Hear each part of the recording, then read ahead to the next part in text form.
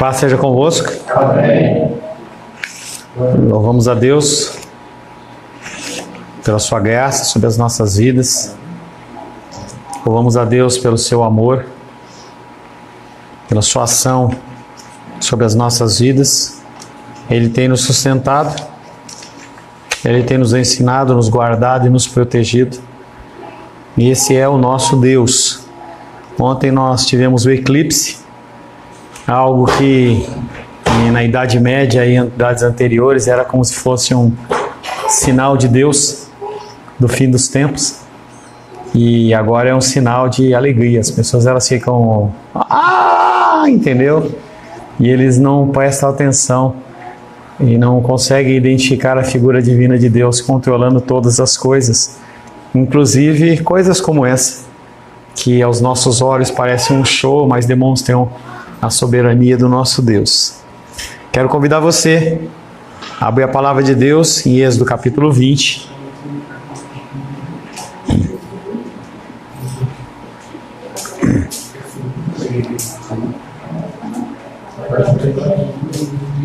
Quero saudar o Moisés que está aqui conosco nessa manhã.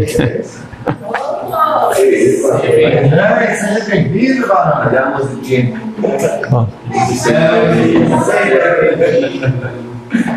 Estamos muito contentes com a sua presença aqui. Profeticamente, essa reincidência atesta que a varoa está chegando também. É que nem aquela marcador de pizza, entendeu? Se eu fizer 10, entendeu? Você vai faltar mais nem tudo. Êxodo 20. Também preciso que a caixa de alimento volte para cá, tá?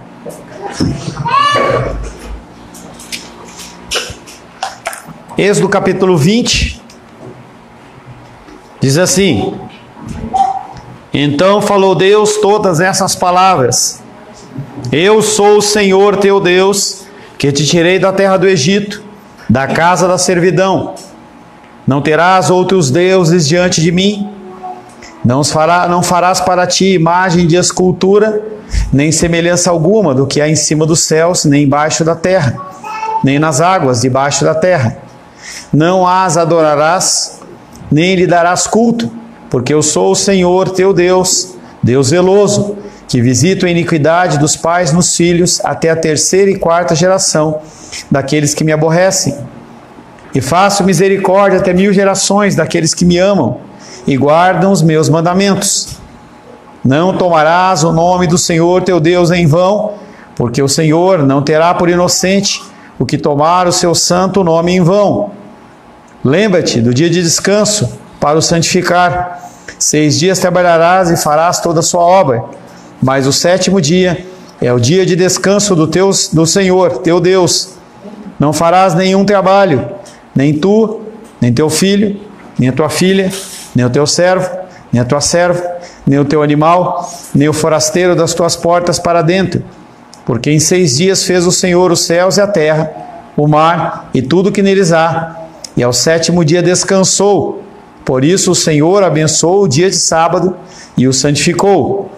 Honra teu pai e tua mãe, para que se prolonguem os teus dias na terra, que o Senhor teu Deus te dá. Não matarás, não adulterarás, não furtarás, não dirás falso testemunho contra o teu próximo, não cobiçarás a casa do teu próximo, não cobiçarás a mulher do teu próximo, nem o seu servo, nem a sua serva, nem o seu boi, nem o seu jumento, nem coisa alguma que pertença ao teu próximo. Palavra do Senhor. Amém? Amém. Podem se assentar em nome de Jesus.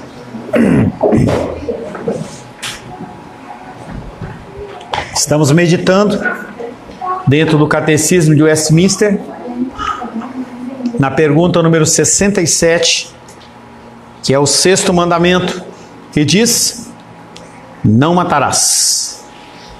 E esse é uma expressão que leva algumas pessoas à literalidade, e nem formiga pode matar.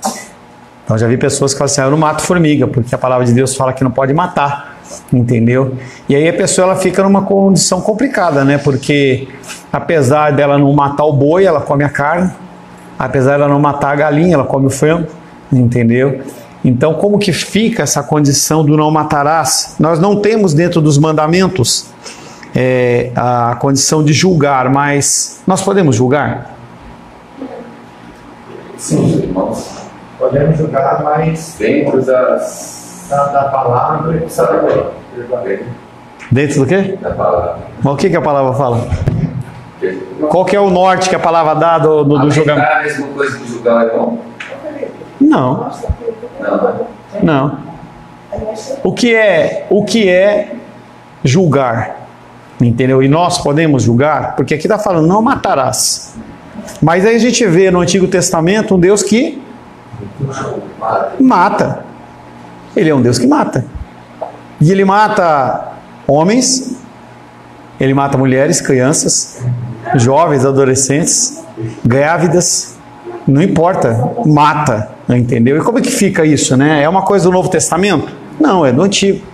Como que fica a palavra certa é essa dicotomia, né? Em que você pode ou não pode, deve ou não deve, tá? Pastor, então o senhor vai me ajudar a esclarecer umas coisas aqui na minha mente, porque justamente eu paro muito a pensar nisso.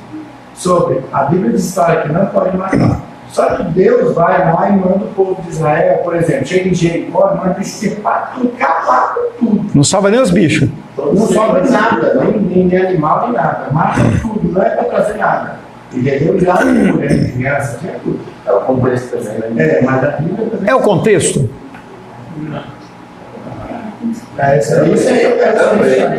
Eu espero que quem esclareça você seja o Espírito Santo e não eu, senão você vai continuar com dúvida. Vânia? Fale, Vânia. Eu vejo Deus que pode todas as coisas. É Ele que dá, é Ele que tira, é Ele que faz nascer, Ele vem, é Ele. Então, Ele pode. Tá, mas aí quando ele manda os homens matar? Aí é que é. Mas você entende que ele, a ação divina dele no matar, a gente pode até, digamos assim, aceitar. Desde que não seja um ente querido nosso, né? Porque se um ente querido nosso morrer, a gente não gosta, não. Tá? Mas nós temos um Deus que mata. Nós temos a figura lá de Uzá, por exemplo, quando eles estavam carregando a Arca da Aliança, voltando com ela para a região lá de Jerusalém. E aí, em vez deles carregarem como eram ordenados, os levitas carregando no ombro, porque tinha argolas para colocar aqui, eles decidiram colocar num carro de boi. E aí aquele carro de boi vai andando, pega um buraco, Uzá vê que vai cair a arca, e ele vai lá e, quando ele coloca a mão para segurar a arca, Deus fulmina ele. Entendeu? Então a gente vê um Deus que mata. E aí a explicação num texto como esse é que ele não poderia, ele não tinha autoridade, não tinha liberdade para agir daquela maneira. Entendeu? Quando você age de uma maneira fora dos padrões do Senhor, você recebe o julgamento. Mas em muitas passagens do Antigo Testamento a gente vê a ação de Deus ordenando que se matasse. O contexto lá dos Gibeonitas, por exemplo, eles vão a Josué trazendo até o engano, dizendo, nós viemos numa região distante, nossa roupa está rasgada, o pão está embolorado, a sandália está gasta, porque nós ouvimos falar de um Deus soberano, que nós queremos nos submeter a Ele. Josué não consulta a Deus, não faz nada, e havia uma ordenança, pessoas de próximo mata, acaba com tudo, para evitar daquelas pessoas influenciar.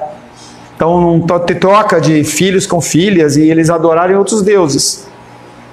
Mas povos de longe, as pessoas podiam ser escravizadas, então os gibeonitas sabiam disso. E aí havia ordenança de matar, mas eles não mataram porque teve um voto ali ao Senhor. Mas aí o Senhor vem logo no início das Escrituras Sagradas e fala, não matarás. Nós temos uma dificuldade grande na literatura portuguesa, nosso português, quando você fala matar, você não consegue imaginar simplesmente alguém tirando a vida de outro. Esse é o conceito que a gente tem na cabeça. Quando você pega o texto hebraico e você começa a estudar as variações verbais dele, você consegue perceber, através da palavra que é usada, se a pessoa matou de qualquer jeito, se ela matou em legítima defesa, se ela matou com requinte e crueldade, de qualquer forma. O tempo verbal ele é rico. E a gente percebe isso, mas na portuguesa a gente não percebe. Então, quando ele fala não matarás, para a gente fica essa dúvida. Como é que ele fala para não matar e mata?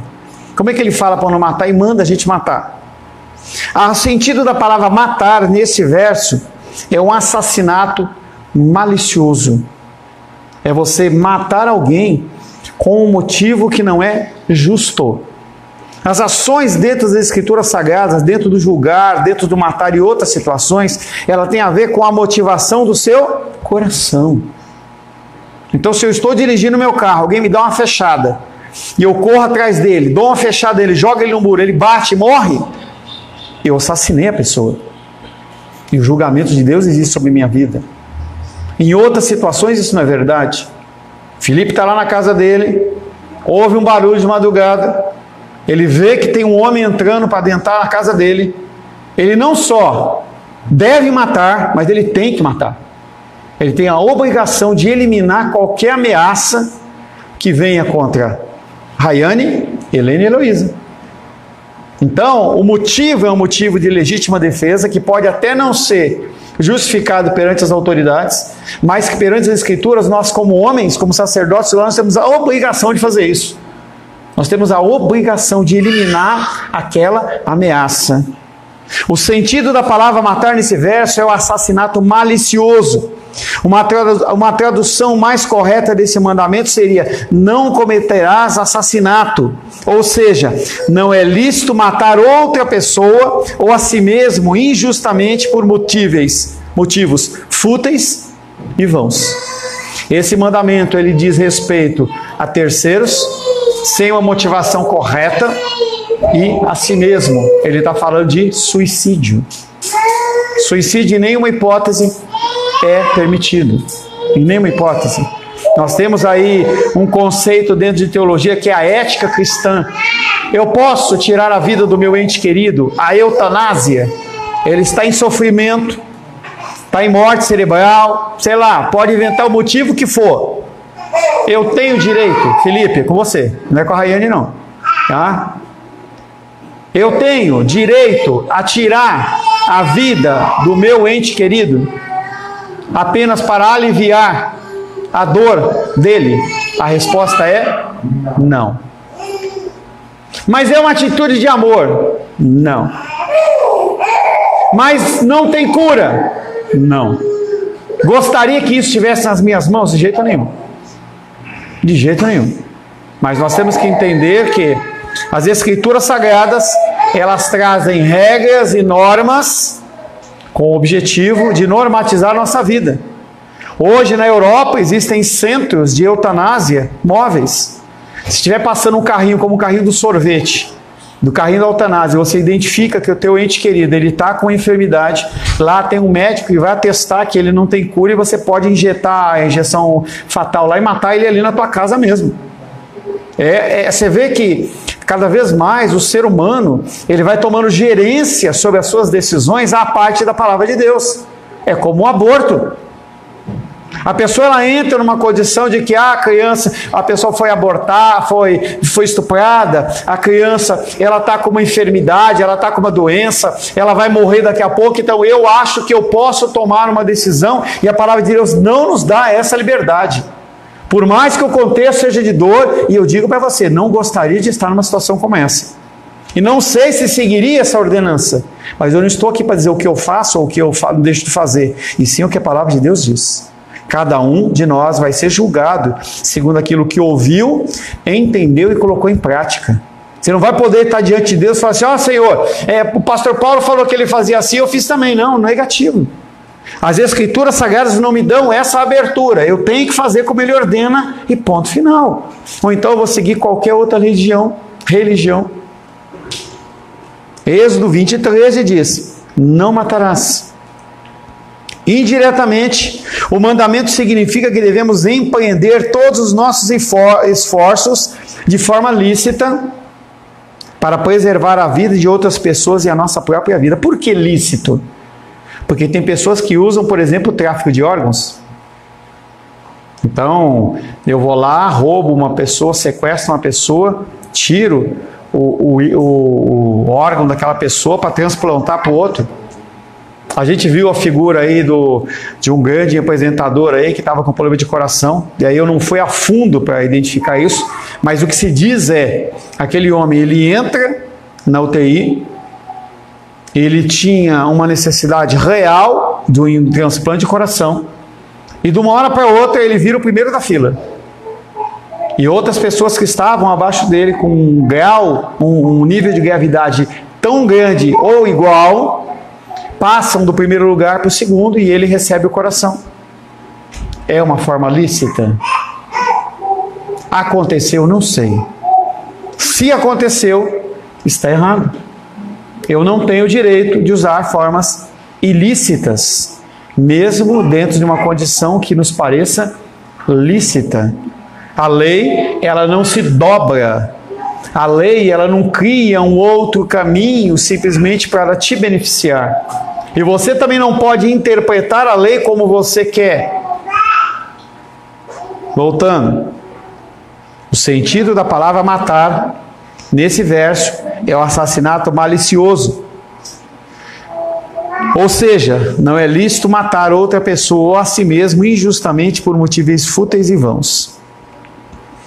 Indiretamente, o mandamento significa que devemos empreender todos os nossos esforços de forma lícita. E nós vemos, por exemplo, o testemunho de Jeová, em que eles entendem, segundo a ótica deles, que a pessoa não deve fazer transfusão de sangue. Então o que eu faço? Eu deixo meu ente querido falecer, porque aquela pessoa não pode receber transfusão de sangue. Para preservar a vida de outras pessoas e a nossa própria vida. Esse mandamento traz uma série de implicações que têm sido mal empregadas, pois há que se distinguir entre a ira santa de Deus, que exige punição dos crimes praticados, e a malícia do homem, que trama o assassinato para a satisfação da sua própria cobiça. E não temos como identificar a motivação do coração dos homens. Não temos. Então a gente se submete à justiça dos homens em relação a uma série de coisas, inclusive a crimes de morte, mas nós não sabemos qual a motivação correta. Então a gente vê crimes hediondos, como lá o da Suzanne Richthofen, que ela pega e convence lá o namorado e o irmão do namorado ir lá e matar violentamente os pais. A gente vê a figura daquela criança lá, Isabela Nardoni lá, que, pelo menos em teoria, alguém pegou e cortou a grade, jogou aquela criança lá porque estava incomodando, entendeu? Joga lá do 10º andar, sei lá que andar, e a criança morre. Mas nós não sabemos a motivação das pessoas. Nós não sabemos o que realmente aconteceu naquele. Apenas aquelas pessoas, e muitas vezes nem elas, porque elas entram muitas vezes em surto psicótico, e nós temos visto a condição de transtornos mentais cada vez mais se proliferar.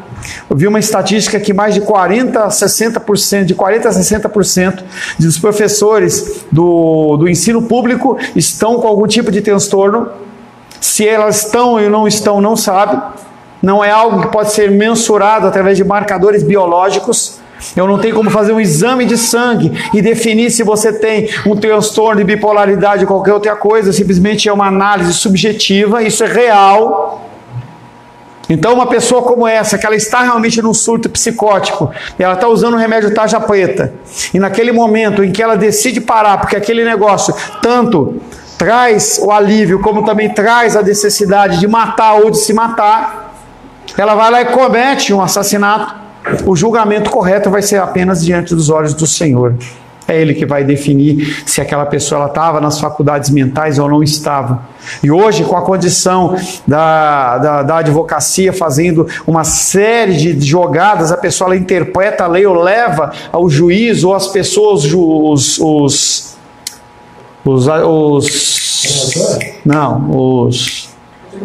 não, aquele que assiste, também que é...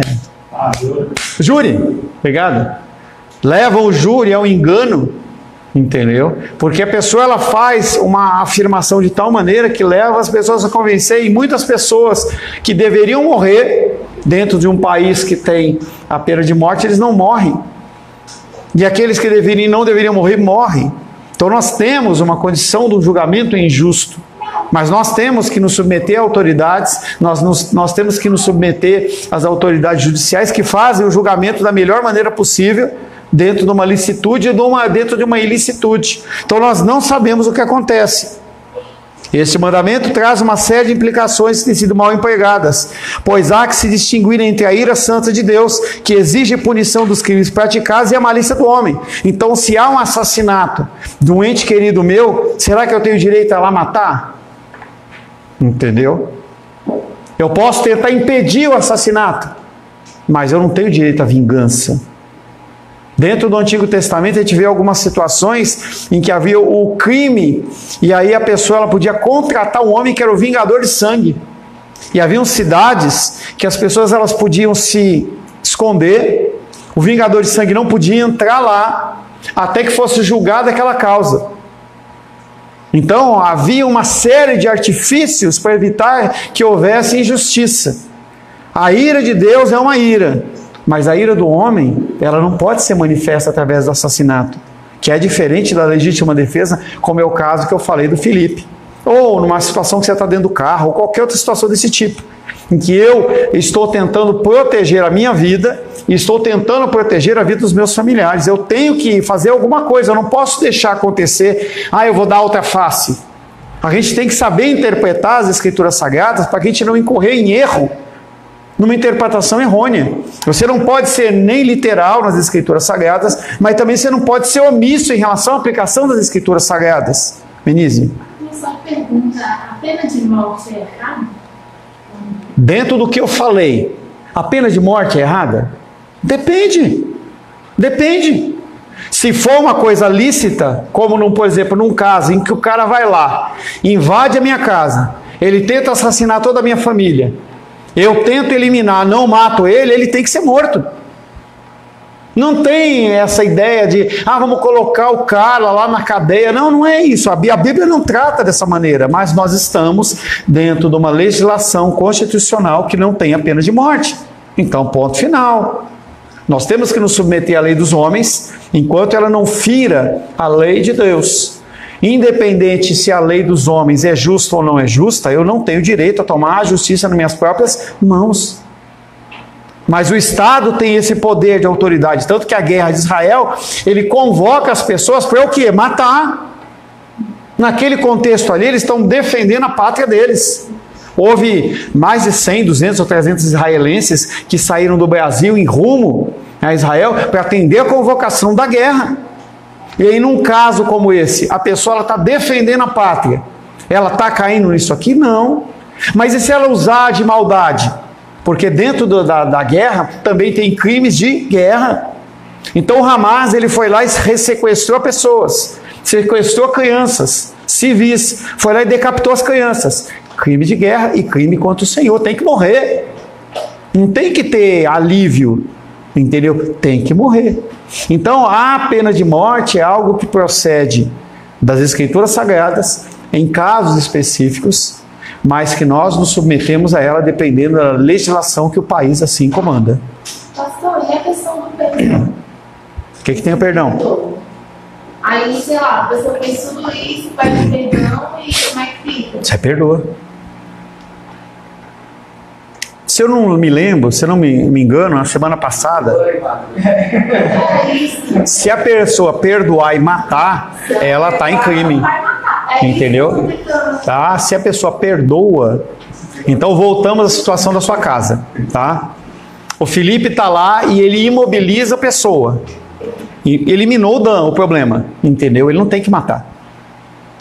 Ele está excedendo. Quando um policial, ele no exercício do poder dele, do trabalho dele, ele dá um tiro e elimina o problema, não de matar, aquela pessoa não tem mais nenhuma reação, ele não tem que descarregar o revólver.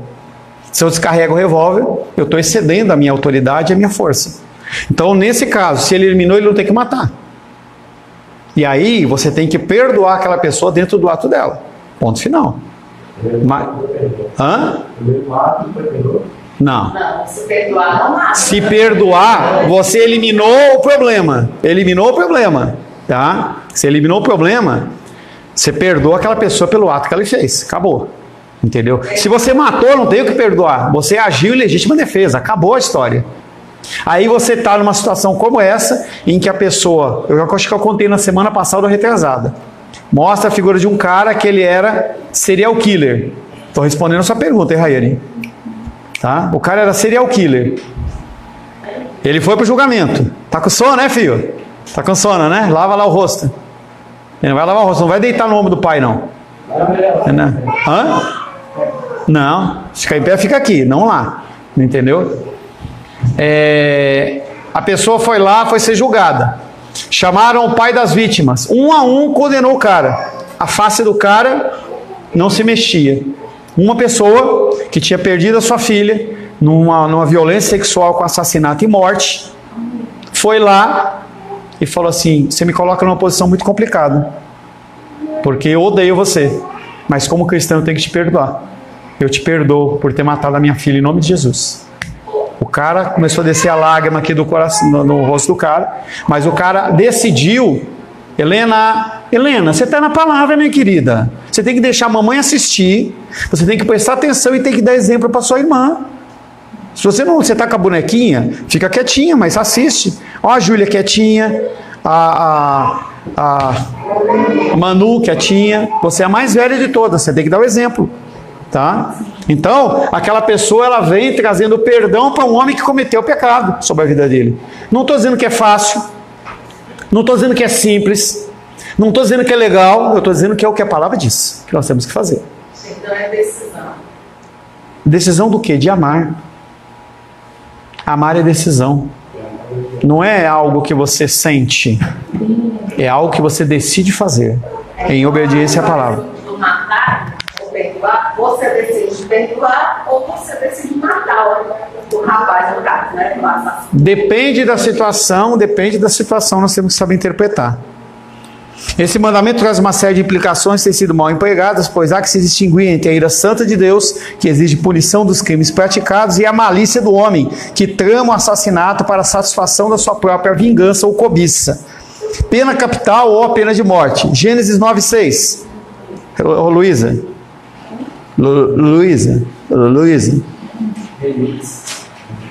Gênesis. Você tem que pegar a Bíblia também, tá? Você não é porque você está em pé que você tem que ficar sem Bíblia não, tá?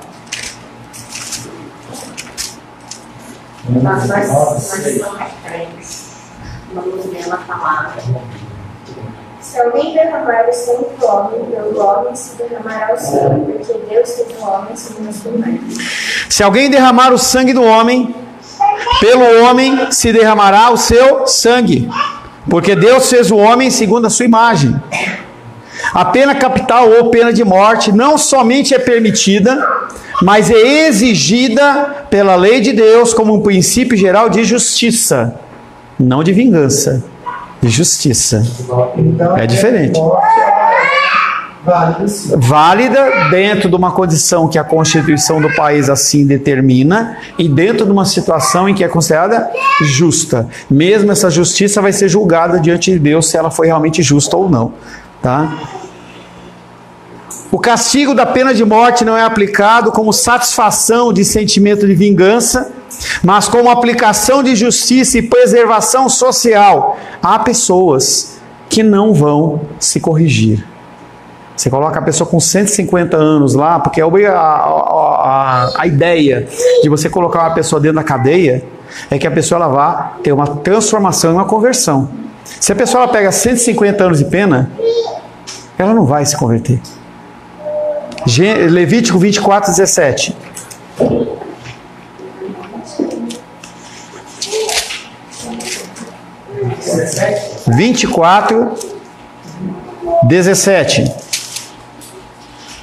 Quem matar alguém será morto. Tá? Então você vê a literalidade da coisa. Se o cara matou, e aqui matou a revelia, matou por motivo vão, matou por vingança, porque a pessoa pode matar simplesmente por terem roubado ela. Se a pessoa matou por um motivo que não for justo, ela será morta. E aqui a gente não consegue ver também a figura da variação da palavra matar. Essa punição declarada de forma direta na Escritura constitui-se obrigação perpétua para a humanidade. Não é algo que ficou para trás. Porque os 10 mandamentos, eles são as leis morais de Deus. Não é algo que passa com o tempo. Essa punição declarada de forma direta na Escritura constitui uma obrigação perpétua para a humanidade, pois é uma lei moral que foi dada a Noé muito antes da existência do povo judeu e das leis cerimoniais e civis estabelecidas no Monte Sinai. Leis morais. Leis cerimoniais, com Cristo, caiu. Leis civis, grande parte delas, caíram. Leis morais, não vão cair nunca. Nunca. Mas esse versículo, quem matar alguém será morto, se aplica nos dias de hoje? Eu acabei de explicar, Menícia. Acabei de explicar. Se a pessoa entra na casa da pessoa, entendeu? Há uma motivação certa para aquilo, entendeu? Vai ser executado. Mas vai ser feito por mim? Não. Vai ser feito por quem? Pela sociedade. Não sou eu que defino se aquela pena ela vai ser aplicada ou não. É o Estado que vai definir isso. Eu não tenho direito a... Matou a Luísa, eu vou lá e mato o cara. Senão é vingança. A motivação ela é fútil. Não vai voltar a Luísa. É simplesmente um ser de vingança minha ou de uma cobiça no sentido de poder. Tá? Êxodo capítulo 21, 12. Moisés.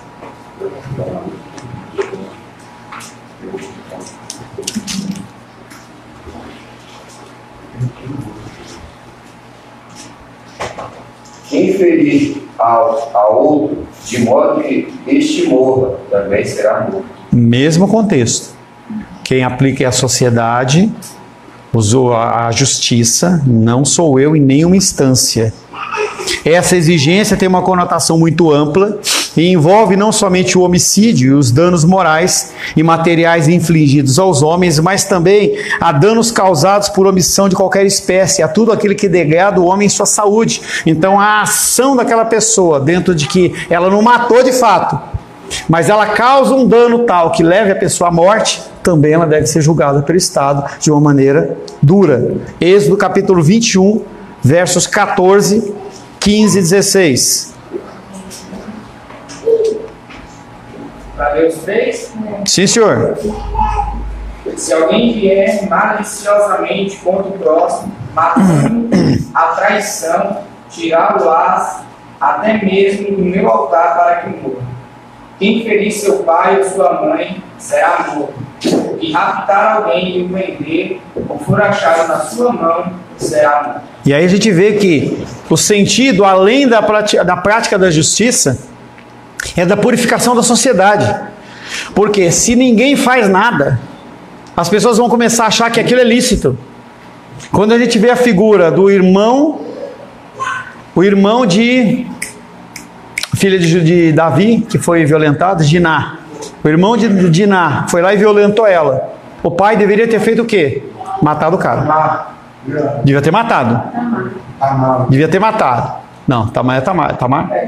Tá? Eu estou tocando com o de lá. Não, de lá é de Jacó, esquece. Tá? Beleza, obrigado. Tá? Então o pai tinha que ter feito alguma coisa. Matado o filho. Ele não fez. O que aconteceu? O outro irmão tramou para fazer alguma coisa erradamente. Então, Davi, naquele momento, ele agiu errado, ele já agiu pecaminosamente. Porque quando você não age com justiça, ele como rei, ele tinha obrigação de fazer, não só como pai. Quando você não age com justiça, você gera no sentimento, no coração das pessoas, da injustiça que eu posso fazer o que eu quero. E as pessoas, elas querem replicar aquilo. E eu quero fazer. Ah, não, ele matou, então eu também vou matar. Então, o sentido desse verso é... E ele vem falando, maliciosamente, olha a intenção da pessoa, não foi de legítima defesa. A pessoa tramou matar aquilo por qualquer motivo que seja. Fale. No 16 fala, né, que quem matar alguém no vender e vai achar a sua mão será morto. Se eu, caso, vejo alguém, né, sequestra alguma coisa, tipo criança, esse negócio, eu posso matar? Desde que você seja para impedir o rapto. Mas depois disso, você não pode. Aí a função vira da justiça. Nós temos essa condição como para evitar a coisa. Você tem que agir. Nós, como pessoas, dentro de uma sociedade, nós somos como policiais. Que para evitar o problema, nós temos que agir. Se não tiver como chamar a polícia, não tiver como fazer nada, você tem que agir. Você não pode, senão você vira cúmplice da coisa. Você viu a pessoa sequestrando e você não fez nada, você é cúmplice. Então isso se encaixa para tudo, né? Para abuso, para rapto, para... Qualquer coisa. Tá? Mas de tudo isso, há ainda uma consequência, né? Que a pessoa vai enfrentar, por mais que foi legítima defesa e tudo, diante da justiça ainda vai ter que passar todo o processo que você vai ter que... Em qualquer situação. É melhor não estar nessa situação. Em qualquer situação, nós temos uma Constituição Federal, estadual e distrital, que comanda o nosso ir e vir e o nosso agir. Ponto. Mas há coisas que vão de encontro às Escrituras Sagradas. Eu vou obedecer aos homens ou a Deus? O apóstolo Pedro diz: importa antes obedecer a Deus do que obedecer aos homens. Existem consequências? É claro. Quando nós... É que você não... Como você não participa da oração de quarta-feira, você não sabe, né?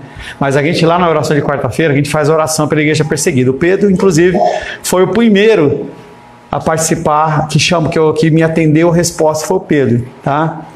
E aí a gente fala ali da igreja perseguida. As pessoas, elas têm a ordenança de não adorar a Deus. E elas fazem o quê? Adoram a Deus. O que acontece? Perdem casa, perdem saúde, são presas, são mortas. Então, há consequências em você ir contra as leis federais, estaduais, municipais e distritais. Mas importa antes obedecer a Deus do que aos homens. Tudo bem? Pastor, nesse caso de você matar, você está morto também, se aplica, não tenha no seu coração. Você está morto por dentro, você não recebeu a vida. Porque quando você... Peraí que você deu uma viajada agora. Como é que é o negócio? Quando você pratica um ato de falsificar o cara da sua casa, o cara se rendeu, você está jogando, mas mesmo assim você mata o cara. Você está morto por dentro. Então, esse versículo se aplica também nesse contexto? Cara, eu não entendi o que você quer dizer. O cara se rendeu e mesmo assim você matou o cara de perdão. Não, você não pode, já falamos sobre isso. Quem mata está morto por dentro, entendeu? No contexto aí. Não, mas aí nós estamos falando no matar e tirar a vida, entendeu? Não entra na área espiritual, não. Estou falando na parte prática. Matar, entendeu? Essa é a minha pergunta, se aplica ou não. Sim, O cara está morto por dentro. Desculpa, eu ainda estou tentando entender a dinâmica da coisa. Não, fala que quem mata está morto. Essa é a pergunta. Se o cara mata de forma maliciosa, ele é filho de Deus. Ué, tá, mas o que tem a ver com não matarás ou matarás? O que tem a ver? Isso que eu quero entender. Não, mas o contexto aqui era para dar o pano de fundo em relação a se pode matar ou não se pode matar. Não tem a ver se a pessoa está morta por dentro ou não está morta por dentro. Nós estamos falando sobre tirar a vida física. Vida física. Vamos voltar ao texto. 21:14. Se alguém vier maliciosamente contra o teu próximo, matando a traição, tirá-lo-ás até mesmo do seu altar para que morra. O cara está matando de uma forma sem motivo, tá? Então eu tiro o cara da condição do altar, onde ele estiver ali de proteção, e eu mato ele. Quem ferir o seu pai ou a sua mãe será morto. Porque nós já falamos sobre a condição daquele lá, nós tratamos lá não dos pais. O que raptar alguém, ou vender, ou for achado na sua mão, será morto. Aí eu pergunto, aonde está isso aí que você está falando? Nesse texto que nós lemos, de 14:16. Qual deles? Foi o que se você matar, você não está morto. 21:12. Quem ferir a outro de modo que esse morra, também será morto. Será morto. Não está morto. Não, vamos aí, ué. Cadê o texto? Levítico 24:17.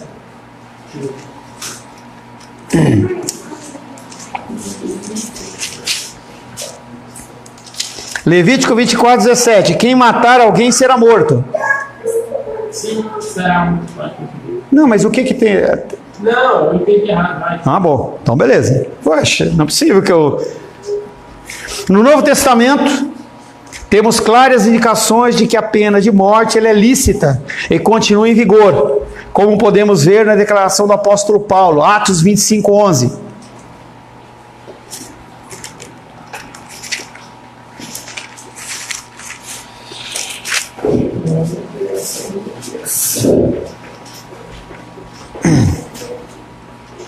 Caso, pois, tenha eu praticado algum mal ou crime digno de morte, estou pronto para morrer.